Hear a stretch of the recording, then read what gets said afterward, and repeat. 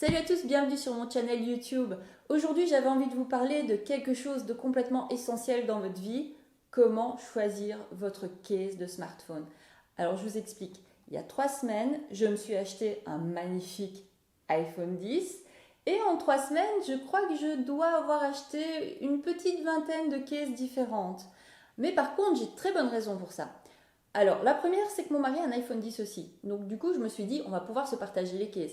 Sauf qu'en réalité, sur les 20 cases que j'ai, il y en a peut-être 4 qui l'aiment bien. Donc, bon, l'argument est un peu caduc. Alors, après ça, je me suis dit, bon, il fait quand même un prix certain cet iPhone. Donc, du coup, je veux le protéger. Ouais, après, je me suis dit, bah oui, mais t'as pas besoin de 20 cases pour protéger ton iPhone. Avec une ou deux, à la limite, c'est suffisant. Troisième argument, le prix des cases. J'ai réussi à trouver des cases vraiment pas chères du tout sur Amazon. Et du coup, ça justifie tout à fait que j'en ai 20. Non, non plus. Dernier point, celui-là c'est le meilleur. Je peux vous faire un review? Bah oui. Alors forcément, avec 20 cases, du coup, je sais ce qu'il faut acheter et ce qu'il ne faut pas acheter. Et là, je peux vous aider. Et ça, c'est le véritable argument. Non? Bon, ok. Alors dans cette review, je vais vous expliquer en 5 points comment bien choisir votre case de smartphone. Premier point, privilégiez une case souple par rapport à une case rigide. Surtout pour un iPhone 10 parce que l'iPhone 10, le contour de l'iPhone 10 est en acier, ce qui fait que ça se griffe très facilement. Et alors quand vous utilisez une case comme celle-ci, qui est une case dure, c'est difficile à enlever, c'est difficile à mettre. Donc ça risque de provoquer des griffes sur votre iPhone. Par contre, une case souple comme celle-ci, c'est beaucoup plus facile à mettre et à enlever. Et le contour, comme il est souple, ne va pas abîmer votre contour d'iPhone. Donc voilà, je vous conseille de privilégier ce type de case par rapport à celui-ci qui est une case dure. En plus, ça protège beaucoup mieux des chutes qu'une case dure comme celle-ci. Alors, mon deuxième conseil, ça vaut pour un iPhone, mais ça vaut aussi pour tous les autres smartphones. Choisissez une case qui est bien couvrante, donc qui couvre vraiment tout le pourtour de votre iPhone. Pourquoi ? Parce que si vous avez une case, par exemple, où c'est ouvert ici, vous êtes moins protégé des chocs et en plus, vous pouvez griffer votre iPhone. Alors, troisièmement, je vous conseille de prendre une case qui soit assez épaisse. Alors, vous allez me dire, oui, mais ça va cacher un peu la forme de mon téléphone.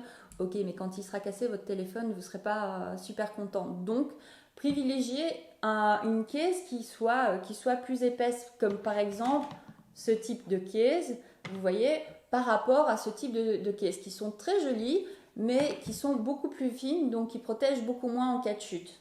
Alors, mon quatrième conseil, ce sera de privilégier une case avec des bords surélevés. Alors, pourquoi ? En cas de chute, ça protège votre écran.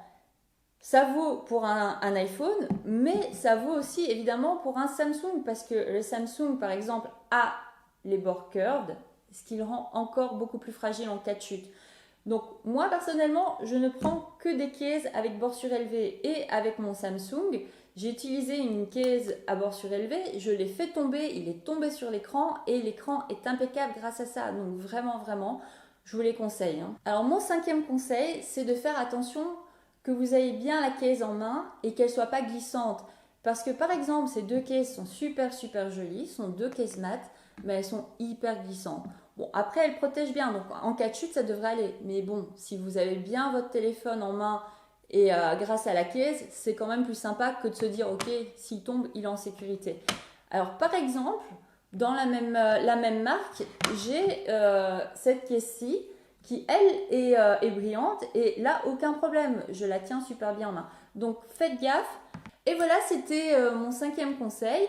Et sincèrement, si vous suivez ces astuces, je pense que votre smartphone sera en sécurité. Alors, dans la prochaine vidéo, je pense que je vais vous montrer toute ma collection de cases d'iPhone 10. Et ça peut être sympa parce qu'il y en a des très jolies et à des prix vraiment très chouettes. Si vous êtes à la recherche d'une case d'iPhone 10, suivez-moi. Merci d'avoir regardé la vidéo. Si vous avez aimé, n'hésitez pas à le montrer votre amour. Et je vais vous mettre en dessous tous mes réseaux sociaux, donc suivez-moi parce que j'ai un Instagram, j'ai plein de trucs vraiment super sympas où vous pouvez suivre mes aventures. Voilà, merci, à bientôt. Salut à tous, bienvenue sur mon channel YouTube. Saturne. Privilégiez d'abord une caisse.